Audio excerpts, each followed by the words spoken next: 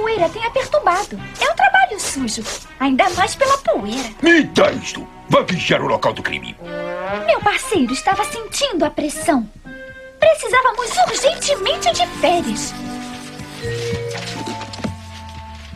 De repente, achei que tinha achado uma pista. Infelizmente, era apenas uma pegada no chão. Pelo que parece, o ladrão era uma centopeia enorme com centenas de patas. Ou então um homem que andava com 2 sapatos mesmo. Decidi seguir cada passinho dele.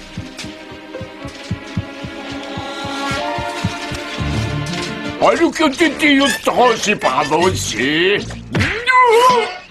Não se preocupe, Leôncio. Será embalado e despachado logo, logo. Tchauzinho.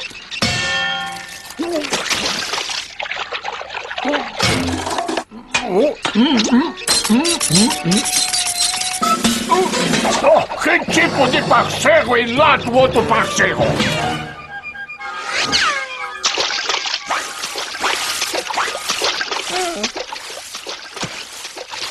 Vem com o papai.